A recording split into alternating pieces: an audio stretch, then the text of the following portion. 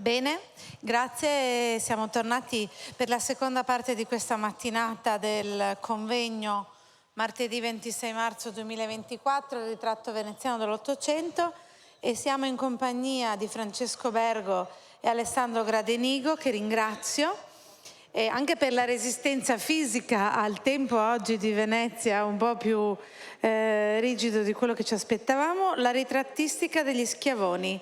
Grazie. Io vi ringrazio tantissimo, io sono Francesco Bergo e nella vita faccio l'insegnante di scuole medie, quindi diciamo è una platea totalmente qualificata e completamente diversa da quella che tratto normalmente, e vi ringrazio per la vostra presenza. Per quel che riguarda Schiavoni, abbiamo deciso, io e Alessandro Gradenigo, che abbiamo studiato questo argomento preciso, di analizzare un po' a sommi capi generalmente il lavoro dei tre principali artisti della famiglia Schiavoni. Il primo è Natale Schiavoni, il padre, che inizia questa dinastia di grandi artisti che lavorano a Venezia e nella Mitteleuropa, sono molto attivi a Trieste, a Vienna e a Milano. Poi vedremo il figlio Felice, il figlio primogenito, o meglio, secondogenito, perché ha una figlia femmina che non affronteremo perché è tutt'altro argomento, ecco, primo letto, perché poi cambia anche moglie. E anche lui grandissimo artista, Felice, e come diceva anche Roberto, Felice quasi più interessante del padre come pittore, e qua gli diamo assolutamente ragione, perché come pittore Felice è molto più preciso, molto più attento del padre, però il padre era pittore, incisore e anche miniatore, insomma un lavoro più a 360 gradi. Poi, e in quel caso darò soprattutto la voce ad Alessandro, e affronteremo anche l'opera della nipote di Natale Schiavoni, che è Giulietta Schiavoni in Sernagiotto. E Giulietta è interessante perché sposò Luigi Sernagiotto, conte Luigi Sernagiotto, che è l'autore della monumentale biografia della famiglia Schiavoni del 1881. Quindi è grazie a questo Sernagiotto nella fine dell'Ottocento che siamo riusciti a tirare le linee, a ricostruire un po' la vita e le opere degli Schiavoni in generale. Allora, io avevo chiesto per spostare le immagini perché ne abbiamo tantissime. Ecco, cosa per iniziare importante, la correzione sulla data di nascita di Natale Schiavoni.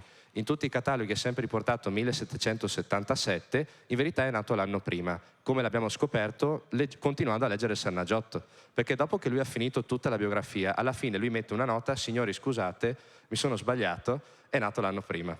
Quindi alla fine bisognava arrivare al termine della biografia di Sernagiotto, però dopo anche gli atti di battesimo confermano questa data. Lui era nato Natale Innocenzo Schiavon a Chioggia, quindi siamo alle propaggini più meridionali della laguna di Venezia, e ovviamente lui nasce con un cognome che non è, tra virgolette, italianizzato. Quando va a lavorare a Trieste aggiunge la I, e da là Schiavoni. Partiamo subito con far vedere come lavora Schiavoni. Io dico alla mia sinistra, poi immagino che sia... ok, vedete un ritratto ad olio su tela che si trova a Varsavia, il ritratto del direttore dell'Accademia Belle Arti, Leopoldo Cicognara, mentre sulla destra vedete la sua versione incisa a bulino di Schiavoni. Ed è la cosa interessante far notare che questo è tutto lavoro di Natale, quindi non c'è un incisore, lui dipingeva, incideva e faceva anche queste versioni doppie dei ritratti che realizzava. Poi io vi specifico sempre se l'incisore è un'altra persona o il pittore è un'altra persona. Comunque bellissimo ritratto che a me personalmente piace molto, e l'incisione io l'ho tagliata perché sennò non ci stava tutto, sotto a una sorta di memoriale dedicata alla memoria di Canova, quindi era anche un conoscente del nostro Canova, Schiavoni. Qua abbiamo alcune miniature e un grande ritratto di alcuni notabili, diciamo, di un certo livello. Vedete sulla sinistra c'è lo Zarevich Alessandro, il futuro Alessandro II, in Gran Tour a Venezia, e fortunatamente la tela è datata e firmata da Schiavoni sulla destra, sul piccolo parapetto del balcone, e si trova l'Ermitage a San Pietroburgo. In mezzo si trova un olio su cartoncino, che dopo Felice realizzerà anche lui degli oli su cartoncino, di questo grande ufficiale dell'esercito russo, che l'abbiamo un po' ricostruito trovando addirittura sul Wikipedia russo il riferimento a questa persona qua con l'immagine di Schiavoni, quindi ricostruita un po' l'identità. Mentre sulla destra avete il ritratto dell'imperatore d'Austria, Francesco I, d'Asburgo, e per il quale Schiavoni lavorò lungamente per tanti anni come ritrattista di corte. Qua abbiamo due ritratti molto belli che si trovano a Trieste, e sulla sinistra il presunto ritratto di Gaetano Donizetti, perché proprio ieri mi sono confrontato con la professoressa Rolandini, che mi ha detto attenzione che effettivamente non è conforme a tante altre raffigurazioni del Donizetti che si vedono abitualmente, perché il dettaglio fondamentale è che lui non ha i tipici occhi chiari di Donizetti, questa persona qua in particolare. Quindi si apre un punto di domanda, io lo lascio aperto perché a me piace poter sempre indagare ulteriormente, ma la cosa veramente strana di questo dipinto è che vedete che a lato c'è questa specie di quadrettatura in bianco. Praticamente quella macchia lì, che mi ero ingrandito facendomi inviare dal museo Carlo Schmidl una versione molto più dettagliata, c'era prima una firma di Schiavoni, si vede chiaramente la S sua tipica, e poi una macchia e sopra di essa scritto quello che vi riporto: Natale Schiavoni dipinse in segno d'amicizia 1840. Però la stessa firma che ha coperto sembra la sua, quindi mistero anche questo. Mentre sulla destra il ritratto di Adelaide Ristori, cantante, che è già stato pubblicato, quindi non è, diciamo, una cosa che si vede per la prima volta. Bellissimo però, tra l'altro. Ovviamente poi io vado velocissimo perché abbiamo pochissimo tempo, quindi fermatemi pure se ci sono problemi. Questi sono 3 dipinti, di cui quello a sinistra era stato, cioè Ugo Foscolo, era stato attribuito a Natale Schiavoni, l'avevo trovato sul libro dedicato a Ca' Giustinian di Vescovi da parte di Nico Stringa. Avevo richiesto al Pitti di Firenze una versione a colori, che dico è molto strano rispetto ai tipici ritratti che fa Schiavoni, ma se voi notate c'è una grande somiglianza con l'altro attribuito a Schiavoni, che è quello dell'artista Giuseppe Bernardino Bison, con il quale probabilmente si trovò a Trieste nello stesso periodo. Questa sorta di ritratti che avevano, diciamo, a livello di amicizia, a livello familiare, meno nitidi, meno dettagliati di quelli che di solito lui realizzava, quindi un livello più intimo, potremmo dire. Mentre quello sulla destra è un personaggio interessante, che è Anselmo Ronchetti, che era chiamato il calzolaio di Napoleone. Quando lui si trovava a Milano, Schiavone ha fatto un lungo periodo a Milano, ebbe modo di ritrarre questo personaggio, che era un personaggio che aveva praticamente realizzato degli stivali per Napoleone semplicemente osservando l'orma della sua scarpa sulla neve, sostanzialmente. E lui era conoscente di questi personaggi tipici della Milano, diciamo a cavallo tra la fine del Settecento e i primi dell'Ottocento. Qua vi faccio una piccola carrellata di ritratti incisi di Schiavoni e avete 2 personaggi fondamentali per la formazione artistica di Natale, che sono Andrea Appiani e Giuseppe Longhi, rispettivamente pittura e incisione, che sono il primo sulla sinistra con la sua chioma, diciamo, riccioluta bianca e Appiani, e poi Longhi. E sicuramente dovevano esistere anche delle versioni a miniatura, però non le ho ancora trovate, come tutti gli altri. Quando voi vedete questi ovali incisi di Schiavoni, sicuramente hanno il corrispettivo in miniatura. Ecco. Quindi anche qua, se qualcuno a casa avesse queste cose, ecco.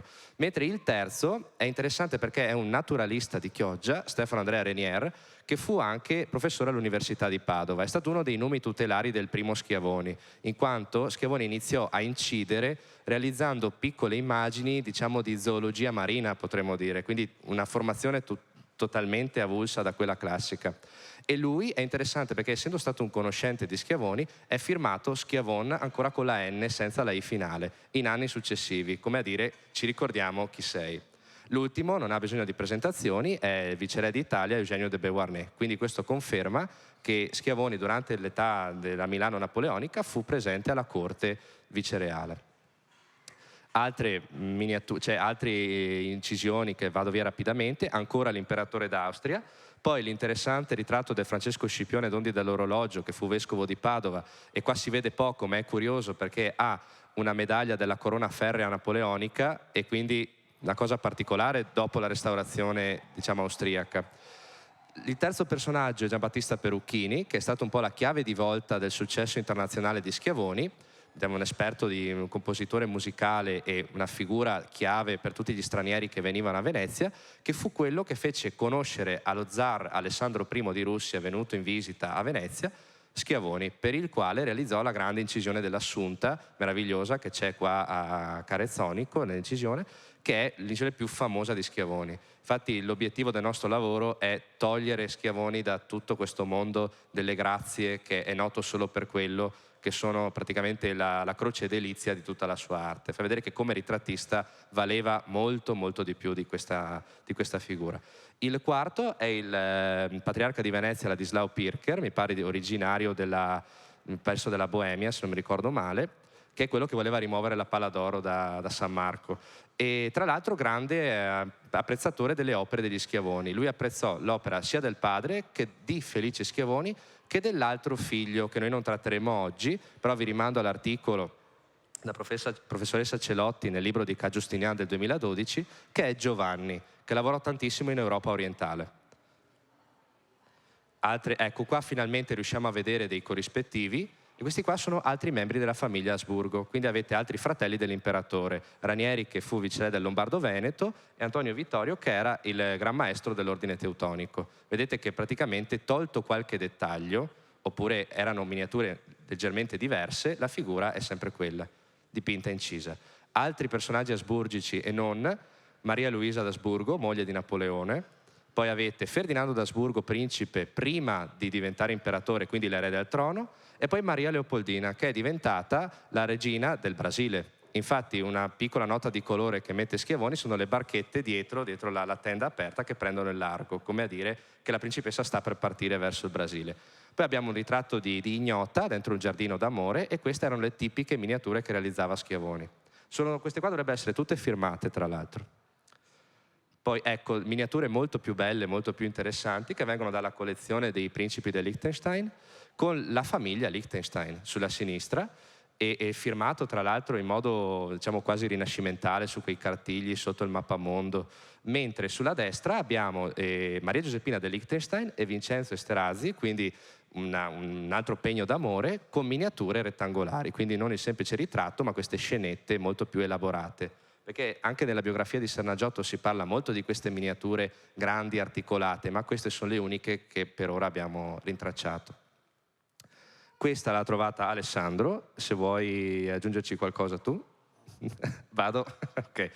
Questa è un'altra grande miniatura rettangolare, una delle ultime, secondo il Sernagiotto, che raffigura la moglie dell'imperatore Ferdinando I, quindi Marianna, imperatrice d'Austria, che era una Savoia.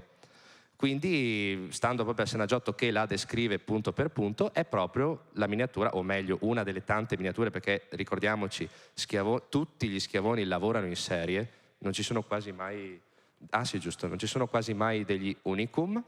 Ecco, qua abbiamo anche la descrizione di Sernagiotto vera e propria, che la descrive, e ovviamente vi dico, ricordiamoci sempre che io vi faccio vedere qualcosa, ma spesso e volentieri ci sono più repliche, più varianti, più redazioni. Ecco qua, questa veniva da Christie's, poi anche questa sempre da Christie, che le abbiamo reperite grazie ad Alessandro che si è messo a cercarle, perché se era per me non le avremmo mai trovate. Questa è una nobildonna inglese assieme ai figli, che vedete ha una somiglianza con la fanciulla dentro il Bosco d'Amore come aspetto, sempre questi vestiti neoclassici molto, molto ariosi, diciamo. Infatti 1805 siamo perfettamente in linea. Scusate, e qua c'è insomma la descrizione di questa figura che sempre Alessandro è riuscito a ricostruire e capire di chi si trattasse, e questa è nominata anche da Sernagiotto. Qua abbiamo Antonio Canova, quindi non sto a dilungarmi ulteriormente, già descritto da altri, non è un inedito che ho trovato io, e ovviamente è interessante vedere la miniatura e l'incisione, la somiglianza c'è, ed entrambe hanno la stessa paternità.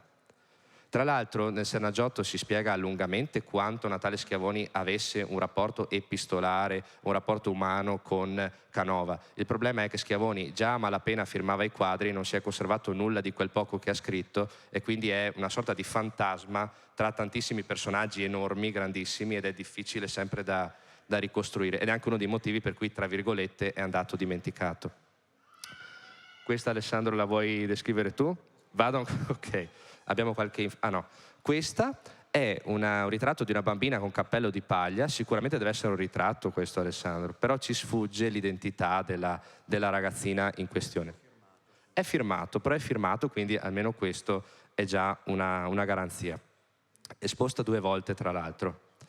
Poi questo dipinto, che è un ritratto che si trova al Museo della Città di Vienna, quindi sempre a Vienna, altro epicentro dell'arte di Schiavoni. Magari è molto interessante vedere come realizza i ritratti Schiavoni, che sono belli, nitidi, precisi, puliti, che derivano dal mondo della miniatura. Lui arriva all'olio su tela molto tardi, infatti lui inizia come incisore, si dedica alla miniatura, alla fine arriva all'olio su tela perché vede che è il metodo più remunerativo, semplicemente. Grande mercante Schiavoni. Cosa bellissima, uno dei pochi ritratti che hanno nome, data e luogo di realizzazione. C'è N. Schiavoni, Fecit in Vienna 1819, sulla pagina sollevata della storia dell'arte dell'Anzi. Quindi questo è bellissimo proprio per questo dettaglio qua.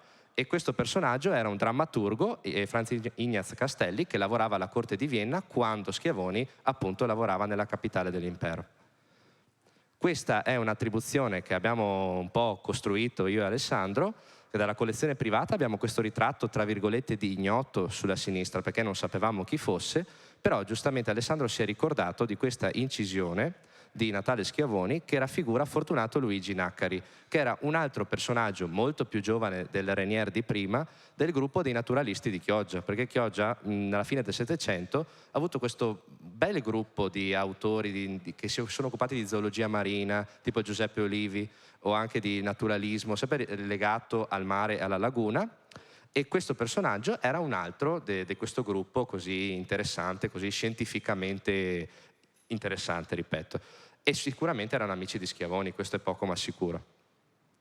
Questo l'abbiamo già conosciuto, è il ritratto del figlio felice fatto dal padre Natale, ma qua finalmente mostriamo la parte veramente bella di questo dipinto. Insomma, lo conoscete già, è in mostra, vedete la freccia dove vi indica, quel bozzetto lì raffigura questo, che è un modelletto da collezione privata, nominato da Sernagiotto, e che ha una storia veramente, a suo modo, chiamiamola anche epica, cavalleresca, insomma. No, la storia è che Felice realizzò questo bozzetto, qua dice nel 1836, e lo inviò al vescovo di Trieste, perché quel modelletto lì preciso è stato diciamo, appunto il modelletto preparatorio per quest'opera qua, che si trova a Trieste, la chiesa di Sant'Antonio Taumaturgo. La questione è che grazie al bozzetto, che voi vedete, diciamo, non ho fatto l'ingrandimento del disegno, ma è uguale, identico al modelletto che vedete sulla sinistra, e purtroppo non è neanche tutto aperto, ma fateci caso, sulla sinistra si vedono due scale, cioè due scalini sostanzialmente, il definitivo non li ha. Il dipinto di Schiavoni presenta quei due scalini lì sul bozzetto, quindi siamo riusciti a retrodatare il ritratto del figlio. Sicuramente Natale lo ha datato quando il figlio ha vinto la commissione inviandola a Trieste. E poi il vescovo, ecco, il vescovo quando ricevette il modelletto, che dopo Sernagiotto definisce un ottentotto della cultura, questo vescovo, praticamente cosa fa? Con l'anello vescovile prende la cera lacca e lo spiaccica sopra il modelletto. Praticamente lo gira e, se voi fate caso, si vede ancora un pochino una sorta di segno più scuro sopra la testa del sacerdote del tempio. Praticamente lui, per dare il via libera, esatto, andò a rovinare il bozzetto, poi è stato un po' sistemato, però questo ci dà un'ulteriore prova, perché così Felice venne vincolato a fare un'opera del tutto simile. Ovviamente vedete le differenze, non serve che stiamo a descriverle perché sono perfettamente visibili. Ecco, qua ancora una volta ringraziamo Alessandro perché ha ritrovato, aspetta che c'è eccolo qua, esatto, il ritratto dell'imperatore Ferdinando d'Asburgo sulla sinistra, vedete sottili differenze come sempre, che arriva da Vienna, dal monastero dei padri mechitaristi, perché ha fatto un giro assolutamente incredibile. Devo dire che in queste ricerche abbiamo utilizzato Luigi Sernagiotto e abbiamo verificato che Luigi Sernagiotto non ha mai raccontato palle. Quando dice Felice Schiavoni vede questo quadro nel 1841 a Trieste, era a Trieste nella Sala Borsa. Poi dopo dalla Sala Borsa è stato spostato ai padri mechitaristi di Trieste, e poi dopo dice dai padri mechitaristi è stato spostato a Vienna dai padri mechitaristi. È tutto giusto, perché io ho contattato i padri mechitaristi di Vienna e proprio 15 giorni fa mi hanno mandato la fotografia.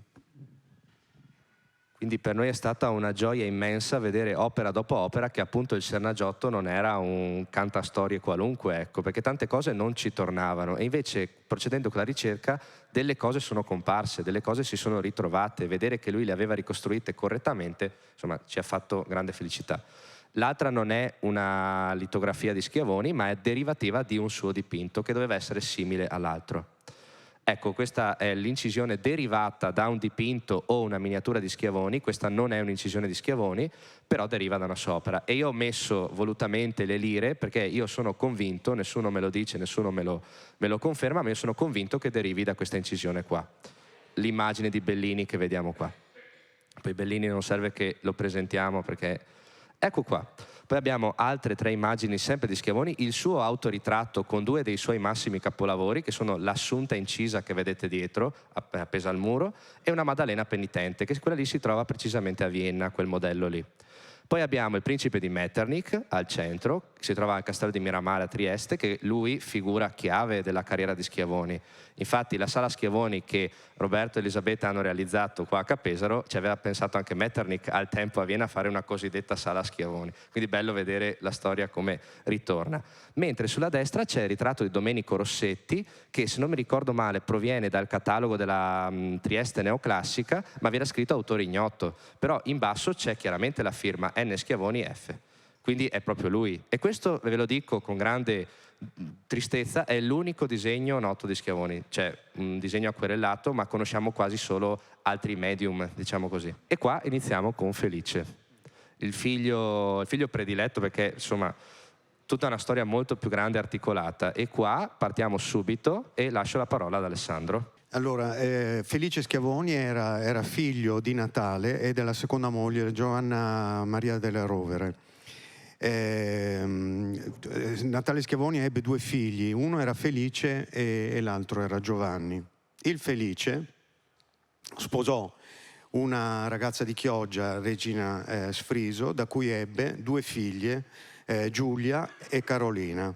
La Giulia sposò il conte Luigi Sarnagiotto, che ringraziamo postumo per tutte le informazioni che ci ha fornito, mentre la Carolina andò sposa al conte Francesco Agosti di Belluno.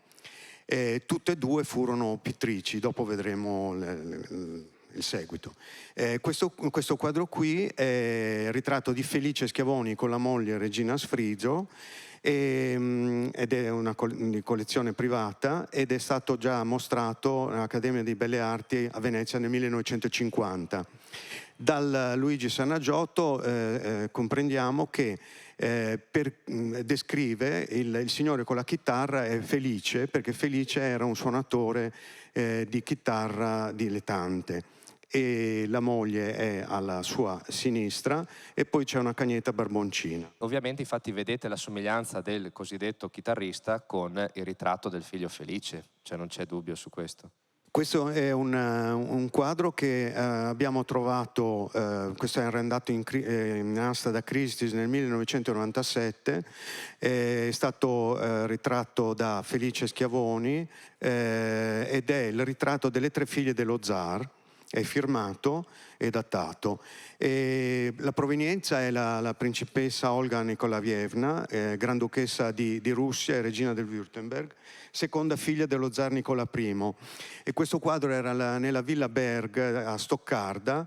Poi la Villa Berg, dopo la seconda guerra mondiale, ha subito una serie di distruzioni e cosa, e questo quadro è riemerso sul mercato nel 1997. E vedete che le commissioni russe continuano col figlio praticamente. Ecco, questo ho voluto, cioè volutamente ho messo vicino questi 2 dipinti. Uno lo conoscete già molto bene, che è la Elena Pavlovna, mentre sulla sinistra ho richiesto al Museo Sartorio una riproduzione proprio per questa giornata e mi hanno inviato il ritratto potremmo dire, della figura della nobile o comunque della borghese Anna Opwich di Trieste. E questo per farvi vedere l'alta qualità dei ritratti di Felice Schiavoni e la grande somiglianza della sua realizzazione di questi tessuti, di questi merletti.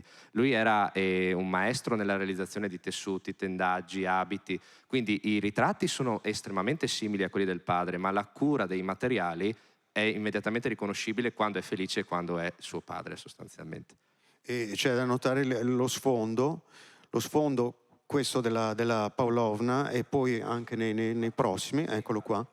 Questo qui è sulla vostra sinistra il ritratto di Pellegrino Peregrine Leonton Messinger, e l'altro è sempre la Felice Schiavone e la Pavlovna. Fai partire che c'è in mezzo. Ecco. Chi era questo Peregrine Leonton? Questo qui era praticamente il figlio di Bennett Launton, che sposò Elizabeth Mary Ann Messinger nel 1802 e assunse il nome di Messinger. E il quadro lo ereditò, è al Gambier Hall Estate nel Lincolnshire, e l'ubicazione è tuttora nel Lincolnshire. Poi altra cosa interessante è che la Pavlovna, cioè è il mio ritratto preferito di Felice, ma è firmato e anche datato, ma nella zona nera tra il tessuto con l'ermellino e il mobile, quindi totalmente invisibile. Quindi tra la Felice, vabbè, ecco, furbo. Comunque, andiamo avanti. Altri due ritratti di Felice, quello di Raupen Karabit, che era praticamente uno stalliere dell'imperatore d'Austria, che aveva portato dei cavalli arabi in dono del console austriaco in Siria. E è una figura interessante perché non si tratta di esotismo, ma è un ritratto effettivo di una persona che proveniva dalla Siria. Ed è comparso all'asta da Bonhams. Tra l'altro in rete si trova anche un video esplicativo di questa figura, di questo personaggio, con la data di nascita sbagliata di Schiavoni. E continuiamo. Mentre sulla destra un ritratto che vedo firmato sulla destra di Felice Schiavoni, di Francesco Maria Piave, librettista di Verdi. E lui, cosa importante a segnalare, più per essere librettista di Verdi, è importante perché è stato il primo a scrivere una biografia di Natale Schiavoni, dalla quale poi Sernagiotto ha sicuramente preso degli elementi. Era comparsa per la rivista Il Mondo Illustrato qualche anno dopo la morte di Schiavoni, quindi lui è il primo che si è occupato un po' di ricostruire l'opera degli Schiavoni. Questi sono due ritratti uno dei quali vorrei fosse anche Roberto a dir la sua, perché comunque si tratta sempre di oli su cartoncino, e abbiamo un ritratto d'uomo che proviene da Casa d'Aste Stadion, e sulla destra sempre un altro ritratto bellissimo che viene dal Museo Sartorio di Carlo Antonio Fontano, notabile triestino. E vedete ancora una volta la cura e l'interesse anche e soprattutto degli elementi, chiamiamoli, degli elementi di arredo, di vestito e quant'altro. Ecco, c'è da dire che quello di sinistra è stato... Ecco, quello di sinistra è stato attribuito a un certo Rowney ed è stato venduto come Rowney. Poi, se uno va a vedere meglio, c'è una fotografia più ingrandita del quadro ed è firmato Felice Schiavoni.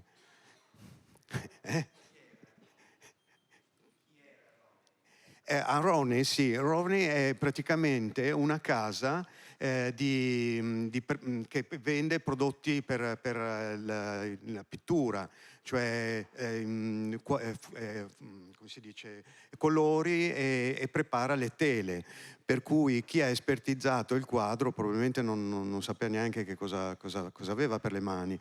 Tra l'altro è stato venduto questo per 200 euro. Sì, praticamente, vabbè. Ma questo è stato, dunque, questo qui sì è quello di Stadion, è stato venduto durante la pandemia nel 2020, no?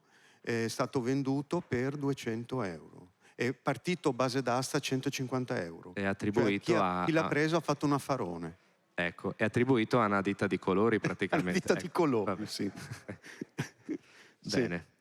Altri due bellissimi esempi delle miniature che faceva Felice. Vedete, io vi invito ancora una volta a vedere la lavorazione degli elementi oltre ai ritratti di per sé, e abbiamo un ritratto di signora ignota che però è bellissimo a mio avviso, che era già comparso per Dorotheum, e sulla destra è il ritratto della duchessa di Camon-la-Force, mentre ho fatto un piccolo ingrandimento per vedere bene di cosa stiamo parlando. Proprio questo è Felice, quando vedete questi dettagli qua, sì, si differenzia profondamente in questo dal padre. Ecco, questo qui è andato recentemente all'asta, proprio il 6 marzo del 2024, da Woolley & Wallis nel Lincolnshire, ed è stato venduto come ritratto di signora. Io propongo questa attribuzione, cioè se vedete nella fotografia di destra è la fotografia della contessa Hélène Sumarokov, che era la sorella di Zoe Sumarokov. Erano due sorelle che frequentavano Palazzo Schiavoni, ex Giustinian, Palazzo Giustinian dei Vescovi, Ca' dei Vescovi, e queste due ragazze erano di discendenza dei Panos Maruzzi, che avevano un palazzo dietro San Marco. Una andò sposa al principe Alexei Obolensky e poi l'altra invece aveva sposato il conte Felix Elston. Io propongo che questa potrebbe essere la Helen Sumarokov-Eltsin, perché quella fotografia lì è una fotografia dei primi Novecento, e quindi verso il 1870. Anche qua altri due ritratti attribuiti a Felice che non abbiamo purtroppo avuto immagini di migliore definizione, provenivano da sempre aste delle Queste qui sono tutte aste che continuano ad andare in asta o al Dorotheum o anche in Inghilterra, quindi vuol dire che c'è un continuo... Anche perché il mondo dove operarono tutti gli schiavoni, a parte Giulia che vedremo dopo, è sempre Venezia, Milano, Vienna e comunque il centro Europa. Ecco, questo vado rapidissimo. Sempre da Capesaro proviene il ritratto della madre del pagello presente in mostra, che è questo invece una matita a penna acquerello, quindi un disegno di Felice. Mentre più sulla destra abbiamo un altro personaggio, Charles Langton Massingberd, quindi probabilmente il figlio dell'altro effigiato che abbiamo già visto.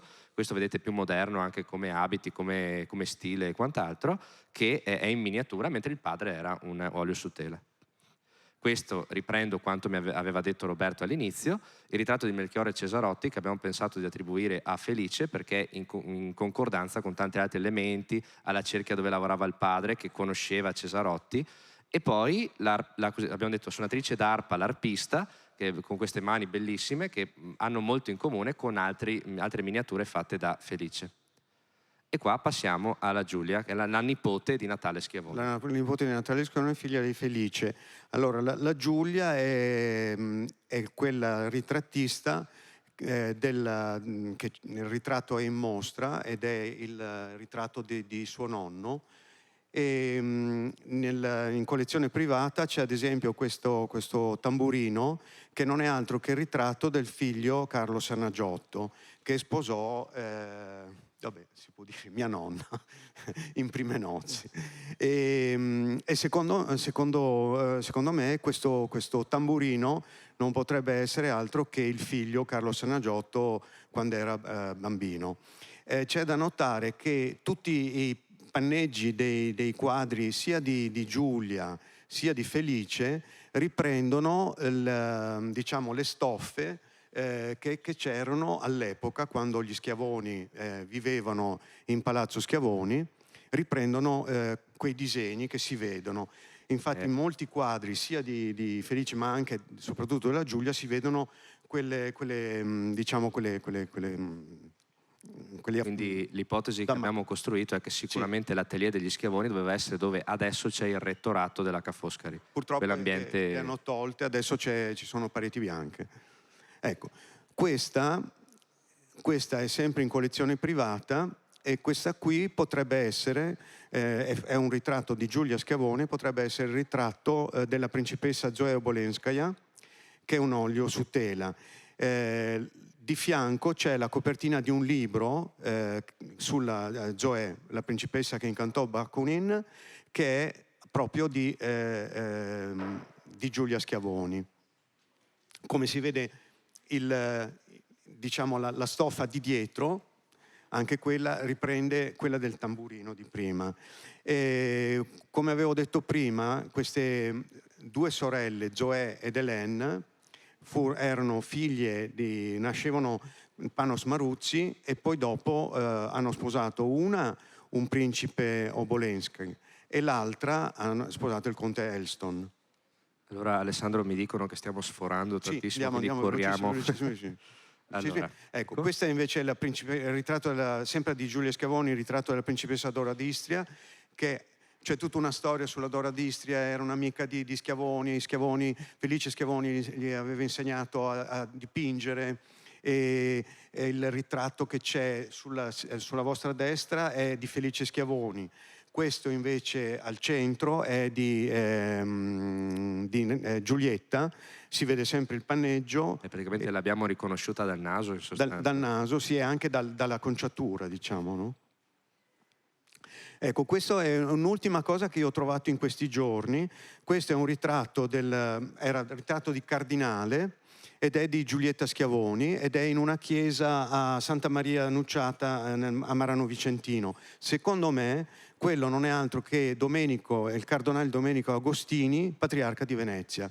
Guardate, non so se si riesce a vedere da lontano, ma le borse sotto gli occhi del cardinale sono identiche a quelle della fotografia, e soprattutto anche la croce della cardinalizia. Ah, ecco, Questa è una suggestione. la suggestione che vogliamo lanciarvi, poi ovviamente siamo pronti per essere smentiti. Sì. Praticamente all'interno dell'attuale biblioteca Villancilotto. Esatto, fu Villancilotto, attuale museo e biblioteca di Crocetta del Montello, Che è si di trova rimpettai alla Villa Sandi, Esatto. dove gli Schiavoni, cioè i Sernagiotto, vivevano. Esatto. Quindi abbiamo inventato Vicini di casa, questa cosa che chi ha fatto questa parete con questi personaggi Ma la potrebbe essere... la cosa curiosa è che inizialmente ci siamo detti no, impossibile, perché gli Schiavoni non facevano affreschi. Poi però abbiamo avuto l'illuminazione, perché Sernagiotto chiarisce in modo proprio perentorio, dice: Giulia era molto legata allo zio Giovanni, che è l'unico degli Schiavoni che faceva affreschi. Quindi noi abbiamo lanciato questa ipotesi anche perché, essendo vicini degli Ancilotto, potesse essere lei, perché non abbiamo idea di chi possa trattarsi in questo caso, questa pseudo quadreria. Poi ovviamente io ho riconosciuto il Tiziano, ma gli altri personaggi mi sono ignoti. Poi sono rimasto un po' affascinato da questi due personaggi che ho pensato, sì, l'altro personaggio, quello vestito alla rinascimentale in basso, però quelli sulla destra ho pensato, potrebbe trattarsi di Garibaldi e del luogotenente Andrea Saguiar? Non lo so. Ho detto, magari sì, magari no. Io ovviamente l'abbiamo messa proprio per voi, per smentirci, però ecco. Noi qua andiamo chiudendo, perché dopo abbiamo questo piccolo sketch di Giulia sulla destra, dal suo taccuino degli appunti, che riprende un po' a cartoon, un po' come scherzo, il tipico Raffaello e la Fornarina che faceva il padre Felice. Quindi mentre il padre dipingeva, la figlia faceva questi sketch simpatici, riprendendo, e quindi in questo caso sicuramente è quello che si trova a Brescia, senza dubbio, perché il colore del vestito è il medesimo. Il primo è di Budapest. E poi qua chiudiamo facendovi uno specchietto sul fatto della loro grande quadreria, che siamo qua apposta per rispondervi, ma chiudiamo perché sennò non andate più a casa. E questo è Sernagiotto con un elenco. Poi questo è il catalogo fatto in famiglia dalla Galleria Schiavoni, quello che rimaneva, perché era stata divisa tra i due figli rimasti, quindi la primogenita Elisa in Canella e poi Felice, e queste alcune fotografie di quello che c'era all'interno della collezione e alcuni disegni di Felice che testimoniano quello che c'era all'interno. Poi un'altra cosa che voglio dirvi assolutamente perché è importante, e ecco questo che si trova adesso agli Uffizi, ma il famoso sarto di Moroni era nella collezione di Schiavoni. Ecco qua chiudiamo, vi ho messo qualche riferimento e grazie. Intanto ringrazio veramente moltissimo Francesco Bergo e Alessandro Gradenigo per questa grande cavalcata sugli Schiavoni, e anche tutti questi stimoli, il lancio di molte cose che ancora magari saranno approfondite da loro o anche da nuovi studiosi, e ci auguriamo che il convegno come la mostra... Vorrei fare un appello. Allora, negli anni 80, no? Mia madre possedeva delle bellissime miniature di Felice e Natale Schiavoni che purtroppo sono state vendute. Queste sono, mi chiedo se sono ancora nel mercato veneziano in collezioni private oppure sono andate all'estero, ecco. E sono quelle che abbiamo mostrato, ecco, io me le ricordo da ragazzo, c'era un Francesco I d'Austria, eccetera, eccetera. Grazie, grazie. Sono convinta che questa pubblicazione anche sul sito di Capesaro, spero, abbia lungo seguito anche per i giovani ricercatori, e invito l'ultima relatrice della nostra mattinata, Emanuela Rolandini, che ringrazio per la presenza e anche per il lavoro come schedatrice, come del resto gli altri relatori, per il catalogo Corrispondenze d'arte d'amore, ritratti veneziani di Raimondina Turnhofer e Valsassina. Buongiorno a tutti. Io, come dicevano, vengo da Trento, sono funzionaria in sovrintendenza e ho lavorato molti anni come conservatore al Castello del Buon Consiglio, occupandomi principalmente della collezione di Castelthun. Ed è proprio con la collezione di Castelthun che in qualche modo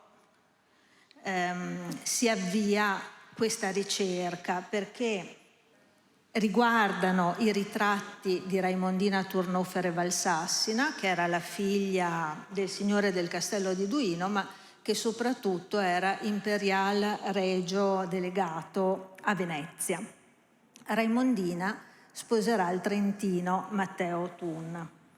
Ecco, l'inizio che ho scelto è un po' frivolo e forse marginale, è un corteo bacchico su un sigillo, ed è un sigillo che chiude una lettera del 1836. Chi scrive è Maria Beatrice, figlia del duca di Modena Francesco IV, e chi riceve la lettera è appunto Raimondina Turnofere e Valsassina, come vi dicevo, figlia dell'imperial regio delegato provinciale a Venezia. Ed è proprio da questo dettaglio così minuto che parto, perché lo trovo un po' simbolico rispetto a una vastissima corrispondenza che è stata quella che mi ha permesso di individuare i suoi ritratti e soprattutto di individuarne la storia e anche di così descrivere e capire la crescita intellettuale di questa giovane donna e il ruolo femminile nel mondo dell'arte e della cultura sullo sfondo della civiltà Biedermeier. Vai. La vediamo qui Raimondina al centro, in un ritratto di gruppo che Natale Schiavone ha fatto alla sua famiglia, un ritratto tradizionalmente assegnato agli anni 30, ma che io penso di retrodatare un pochino intorno al 1826, quando Raimondina al centro aveva 7 anni, la sorella più grande ne aveva 9, mentre la più piccola, di cui non sappiamo la data di nascita, sappiamo però che morirà di lì a poco nel 1830. Aveva lo stesso nome della madre, si chiamava Polissena, mentre il padre che vediamo alla sua destra nel 26 aveva 51 anni, un'età compatibile con quello della figura ritratta.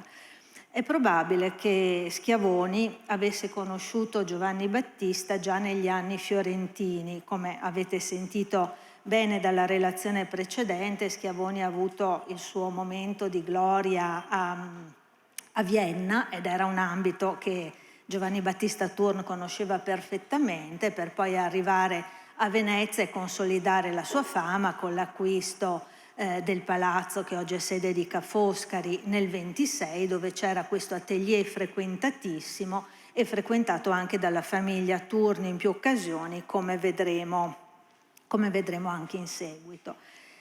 So che il tempo di questo intervento è piuttosto contingentato, quindi io cercherò di essere piuttosto asciutta e ho pensato di così scandirlo un po' quasi per quadri scenici, per una serie di date che compaiono nella corrispondenza e sono molto precise. Vanno dal 10 febbraio del 1835 al 9 giugno del 1841 e in questo spazio di tempo è proprio attraverso questa straordinaria corrispondenza è possibile quasi, come dire, una sorta di reportage della crescita di questa donna, dell'incontro con l'uomo che appunto sarà suo marito e della crescita intellettuale di entrambi. È un epistolario conservato nell'archivio di Castelthun, nella Trentina Val di Non, e ricchissimo, lo sottolineo perché è stato così un incontro straordinario per i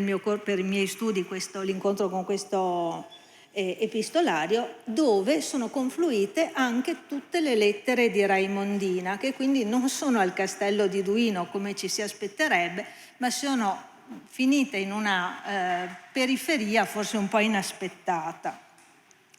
E quindi cominciamo con questa data, Venezia, 10 febbraio 1835, sera, sono le ore 21. Raimondina ha 16 anni e arriva con la sua famiglia alla festa danzante organizzata dal governatore Giovanni Battista Spaur.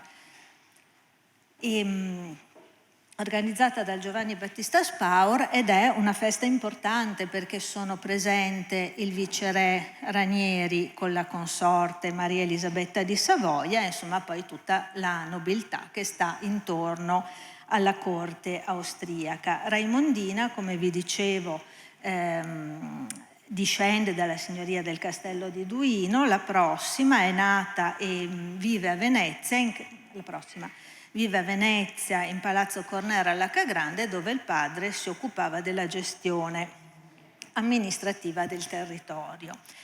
Ed è a questa festa danzante del 10 febbraio del 1935 che così la si può porre un po' come l'incipit della sua vita di donna adulta, un incipit che avviene a passo di valzer e di galop.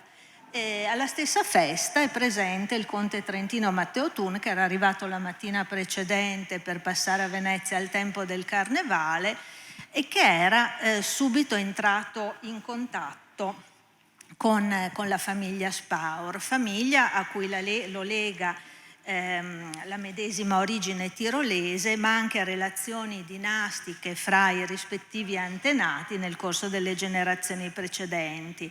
La prossima, della Maison Spaur, che occupava spazi dell'ala napoleonica di Palazzo Reale, abbiamo questa scena salottiera che ci restituisce il belga François Vervleu, una scena salottiera che sembrerebbe però ambientata a Vienna, considerati i protagonisti. Ed è proprio attraverso le parole del conte Thun che possiamo accedere a questa festa danzante. Lui ci parla della corte, attualmente si ritrova qui, e di molte signore terriere forestiere.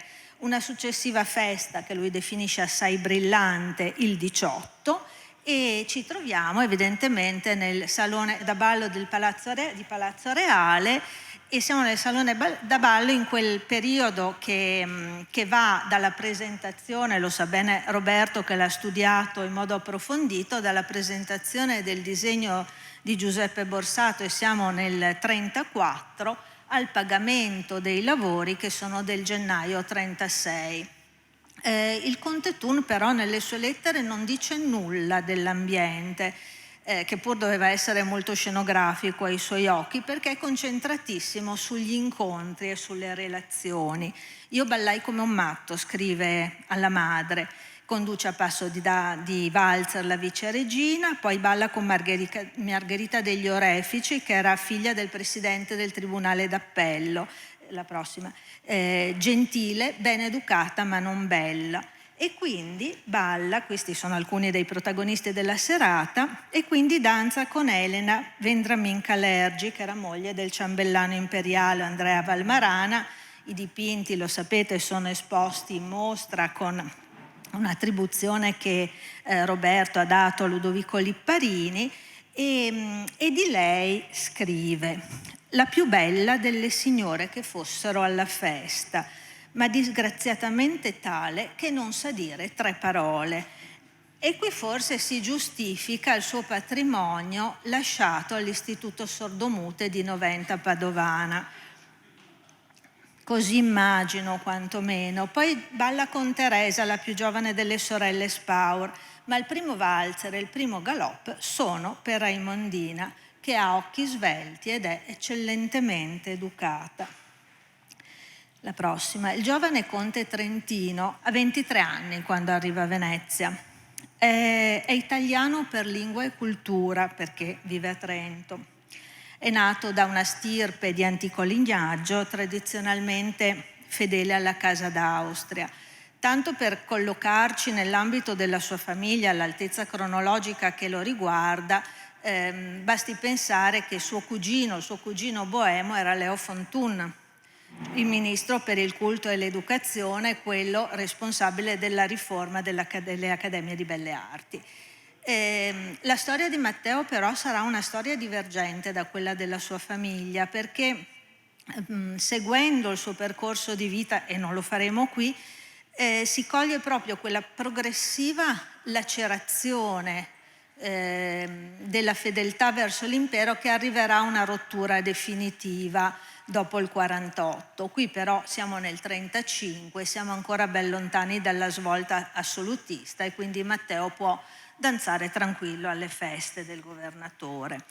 I suoi poli della formazione sono Milano e Venezia. Milano, dove ha come mentore il poeta Andrea Maffei, quindi frequenta le esposizioni di Brera, frequenta il Teatro della Scala, frequenta l'atelier di Giuseppe Molteni, che diventa anche un amico ed è quello che lo ritrae nel 1932. Non ci sono dubbi, direi qui, sulla fedeltà del gentiluomo tirolese che posa in divisa austriaca, però lo sfondo di questo ritratto ci parla di Medioevo e quindi ci parla di temi vicino a quelli del romanzo storico, ha una consapevole coscienza della propria identità e quindi a strade che si aprono alla cultura del Risorgimento. E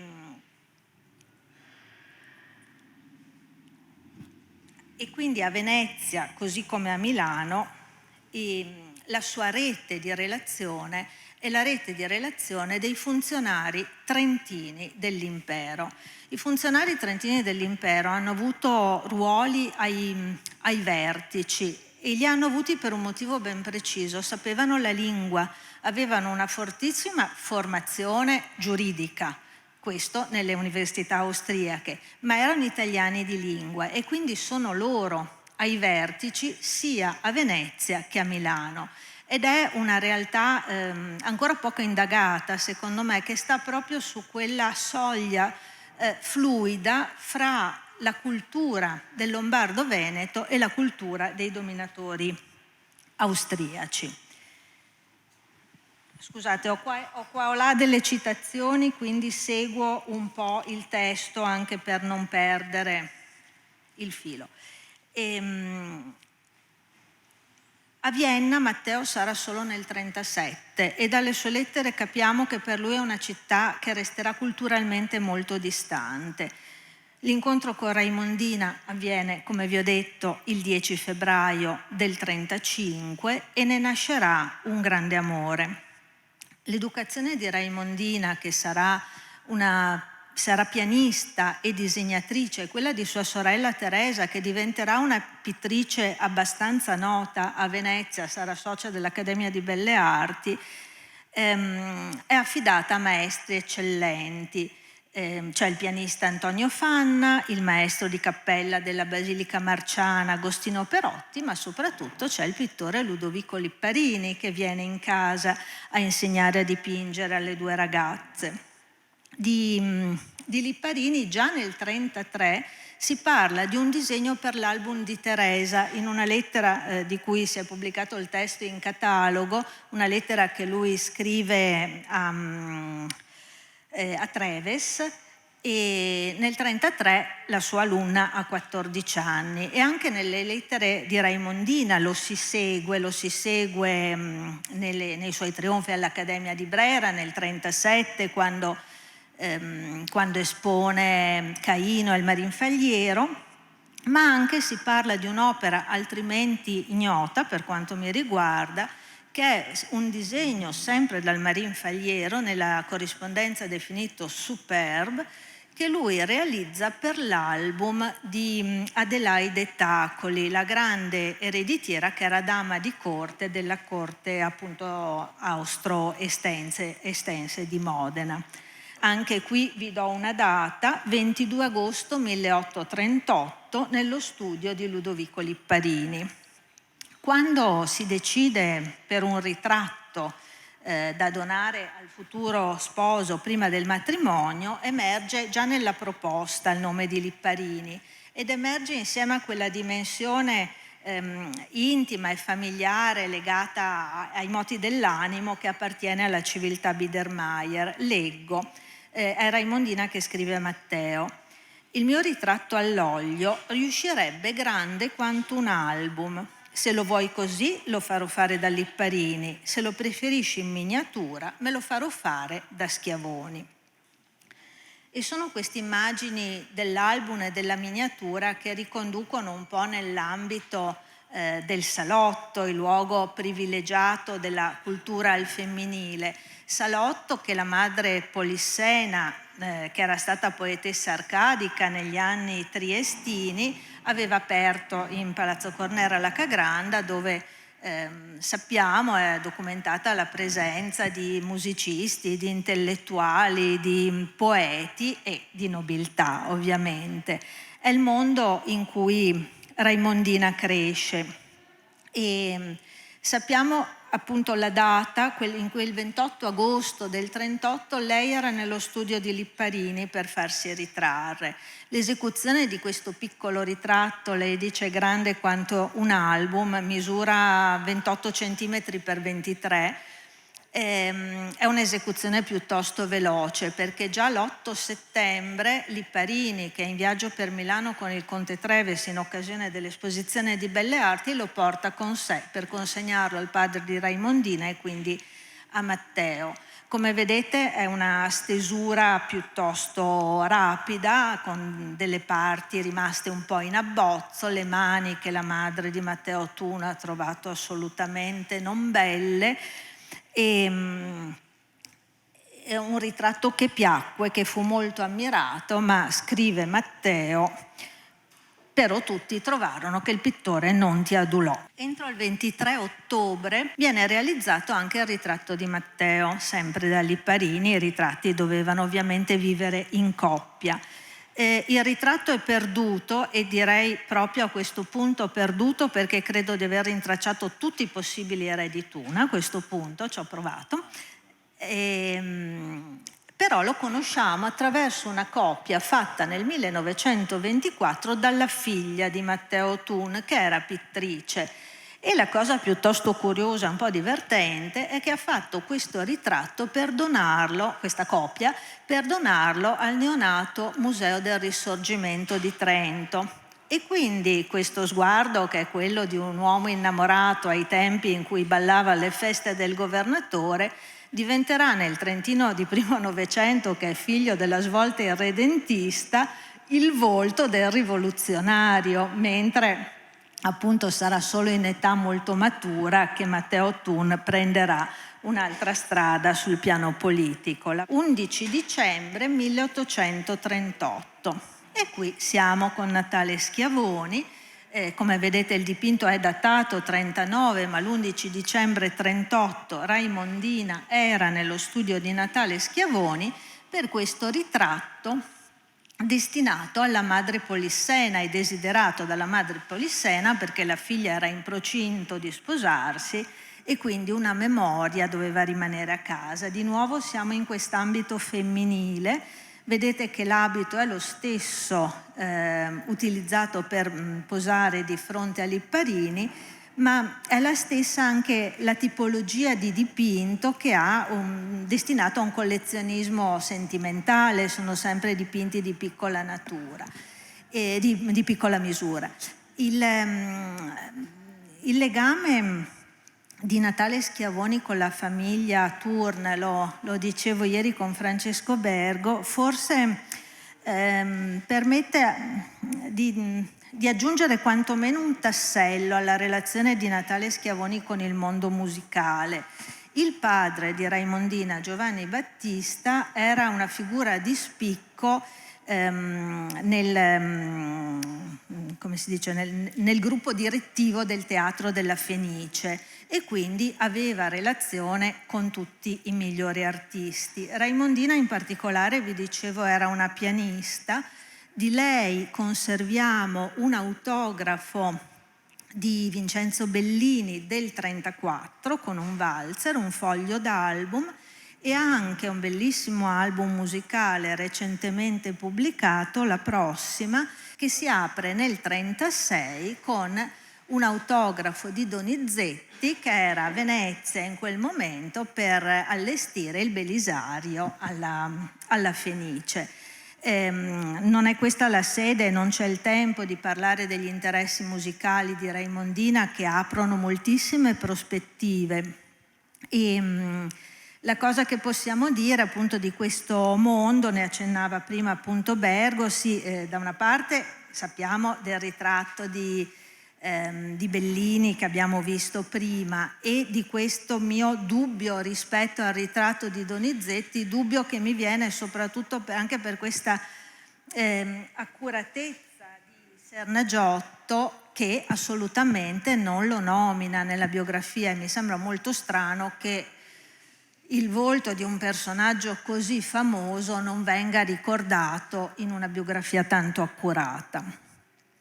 Gli interessi musicali di Raimondina li possiamo quantomeno accennare perché mettono in gioco la relazione con le figlie del Duca di Modena e i suoi soggiorni sia al Palazzo Ducale di Modena, la prossima, che al Cataio. Ed è qui che le giovani donne si esercitano nel canto, nella musica, nella pittura. La prossima, Bernardino Rossi, pittore di corte, ci dà un'immagine molto bella di questo gruppo in posa dedito a queste attività. Quella che vediamo in piedi per farsi ritrarre è Maria Beatrice, cioè l'amica di Raimondina. Si scrivono numerose lettere in cui, come donne davvero mature, parlano dello stile controverso di Liszt, della voce di Carolina Unger, di ciò che passava a teatro. E in 2 righe di corrispondenza c'è questa immagine che io trovo bellissima di loro due sedute al fortepiano al Cataio che suonano l'Elisir d'amore di Donizetti. Hanno rispettivamente 13 e 18 anni. Siamo al 22 gennaio 1839, Trento, è il giorno delle nozze. E Raimondina, quindi, l'avete capito, porta con sé un'educazione culturale che incontra gli interessi di Matteo e incontra le sue ambizioni, e glielo scrive molto chiaramente il 4 agosto del 38. L'ideale tuo è già concepito dal pubblico, egli è unisono all'ideale mio. Ti si immagina entusiasta della patria, amica della cultura, protettrice delle arti, delle lettere. Ed è un immaginario che prende forma in questa figura dell'Aurora, che è dipinta da Ferdinando Bassi nello studiolo di Matteo Tuna a Trento. Ferdinando Bassi è un pittore trentino che è stato allievo di Politi all'Accademia di Venezia, e c'è anche tutto questo mondo di questi nobili trentini che erano un po' i mecenati di questi giovani studenti che dal Tirolo non andavano tanto a studiare verso l'Austria, ma tendenzialmente venivano a studiare in Italia fra Milano e Venezia.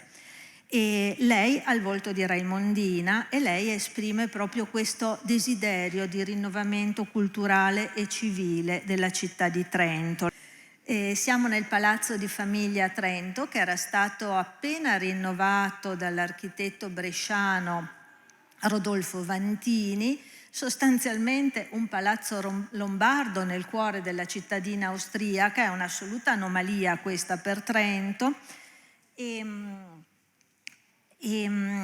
qui arriva Raimondina in un palazzo che la nobiltà locale descrive principesco, però le sue aspettative un po' si scontrano con una dimensione molto provinciale, con le estati che loro passano a Casteltun in Val di Non, e questo dopo che nel 1840 il loro primo periodo insieme lo passano fra Venezia e Milano, fra la Fenice e il Teatro La Scala, nel salotto di Clara Maffei, andando a trovare Giuseppe Molteni, che di lei dice: fai parte anche tu della setta dei matti artisti, e quindi vuol dire che c'era una conoscenza e un'amicizia.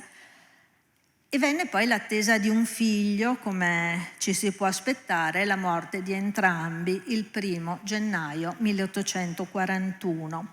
Subito si pensò a una scultura e siamo di nuovo a una committenza al femminile. Fu la contessa Polissena, madre di Raimondina, a prendere contatto con Luigi Ferrari per ordinare 2 busti, l'uno destinato al Palazzo di Trento e quindi a Matteo, e l'uno destinato al Palazzo di Venezia e quindi alla famiglia di lei. Di Luigi Ferrari possiamo dire che aveva come amico un trentino che era Paride Zaiotti, anche lui magistrato trentino e letterato.